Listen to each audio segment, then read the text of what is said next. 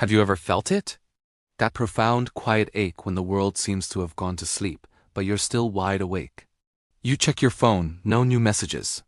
The usual buzz of life has faded into a deep silence. All that's left is you, surrounded by the four walls of your room and the loud echo of your own thoughts.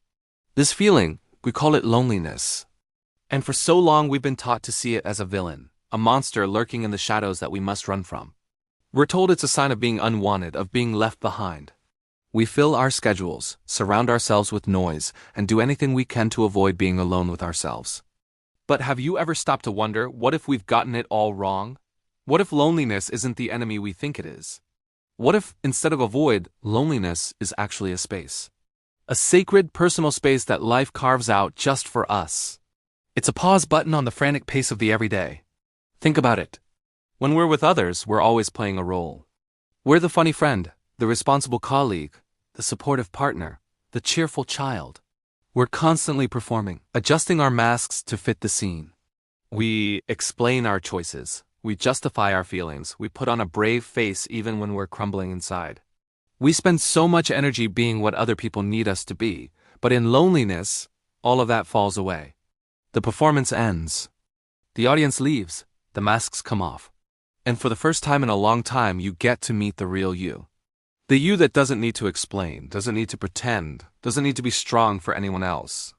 It's in this quiet solitude that you can finally hear your own voice, clear and unfiltered. What do you actually want? What makes you genuinely happy, not just what you think should make you happy? What are the dreams you've buried under layers of obligations and expectations? I'm not saying it's easy. Loneliness can sting. It can feel like a sharp, cold emptiness. It can bring up past hurts and future fears. It can magnify our insecurities until they feel like giants in the room. When we feel this way, it's a signal. It's our heart telling us that something needs attention, something needs to be healed. The pain of loneliness often comes from a deep-seated need that isn't being met. Maybe it's a need for connection, for purpose, for self-acceptance. But instead of immediately reaching for an external distraction to numb that pain, what if we sat with it for a moment? What if we listened to what that ache is trying to tell us? Loneliness is a powerful teacher. It shows us what we truly miss. It reveals the gaps in our lives, not as failures, but as invitations to grow. It forces us to confront the uncomfortable truth that no one else can complete us. No partner, no group of friends, no amount of social validation can fill that core part of us that is reserved for self-love and self-understanding. That is a job only we can do for ourselves. Loneliness teaches us to be our own best friend. It's in those quiet moments that you learn to comfort yourself, to entertain yourself, to rely on your own strength. You start to discover hobbies and passions you never knew you had. You read that book, you learn that instrument, you write that story. You build a relationship with yourself that is so strong, so resilient, that you no longer fear being alone. You begin to enjoy your own company, and that is a superpower. Think of it this way. Loneliness isn't the absence of people. It's the presence of truth. It's an opportunity to recalibrate your inner compass. When you spend time alone, you get to decide what and who is truly important to you. You learn to set boundaries. You stop chasing connections that drain you and start attracting people who appreciate the real, authentic you, the you that you discovered in the quiet. This doesn't mean we should become hermits and renounce all social contact. We are social creatures, and meaningful connection is vital for our well-being. If you ever feel that your loneliness is becoming overwhelming, like a darkness you can't escape, please know that it's okay to reach out.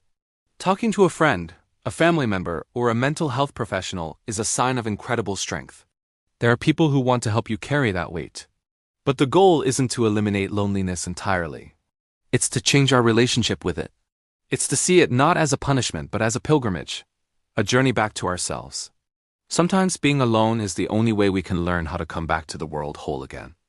We retreat, we heal, we rediscover our core, and then we re-emerge, stronger, clearer, and more ready than ever to connect with others on a deeper, more genuine level.